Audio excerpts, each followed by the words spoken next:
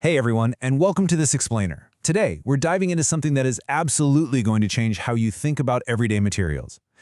We're so used to chemistry being this static, locked-in thing, but today, we're exploring the wild world of adaptable molecular programming. We're talking about microscopic building blocks that literally assemble themselves. It's essentially like magic, but it's real science. Okay, so here's our roadmap for today. First up, we've got chemistry beyond the molecule. Then we'll check out the power of weak bonds. And finally, we'll wrap things up with smart materials and nano cages.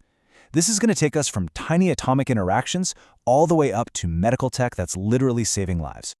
All right, let's jump right into Section 1, Chemistry Beyond the Molecule.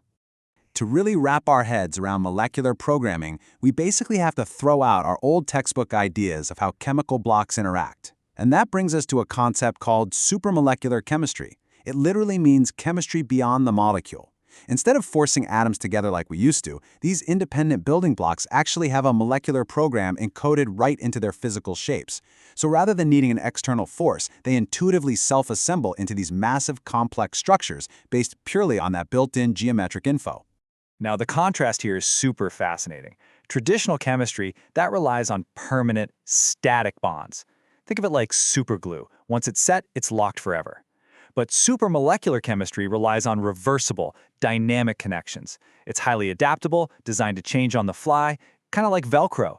And honestly, this massive shift from superglue to Velcro is the absolute key to the crazy technologies we're about to look at. Which leads us perfectly into Section 2, the power of weak bonds. Let's get under the microscope and see the exact mechanics holding all this together. So these new molecular architectures completely avoid strong covalent bonds. Instead, they rely entirely on what we call non-covalent interactions. We're talking about things like hydrogen bonding, pi stacking, and van der Waals forces. And here is a really fun fact for you. These are the exact same weak, totally reversible forces that biology uses to fold your DNA. In this kind of assembly, relying on these weak forces isn't a structural flaw, it's actually the main feature.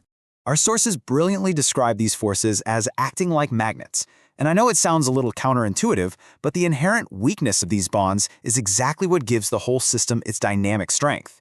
Because the connections can easily break apart and snap back together without actually damaging the building blocks themselves, the entire structure can just seamlessly adapt and shift whenever its environment changes. Let's zoom out now for Section 3, Smart Materials and Nano Cages, to see what these tiny, weak bonds actually allow us to build in the real world. So what does this all mean for us? How do we actually use these dynamic structures? Well, this reversible flexibility translates into some serious breakthrough technology. It lets us create stimuli-responsive smart materials, basically structures that purposefully change their shape when they're triggered by something in their surroundings, like a sudden flash of light, a drop in temperature, or even specific chemical signals. Just picture how this works for targeted drug delivery. Imagine we start with this incredibly advanced nanocage that's been programmed to hold a specific medication. It travels through the body, and when this cage encounters a very specific environmental trigger, say a sudden change in pH levels right near a targeted area, those non-covalent connections instantly reverse themselves. The cage pops open, and boom, the drug is released. It's just this incredibly brilliant system that opens exactly when and exactly where the body commands it to. So I want to leave you with this thought to chew on. If molecular programming can build these incredibly smart nanocages today, what kind of responsive materials is it going to build tomorrow? We have officially moved from static, permanent structures to adaptable materials that can literally read and react to their environment in real time. By mastering the power of weak bonds, the future of chemistry beyond the molecule is really just getting started. Thanks so much for joining me for This Explainer.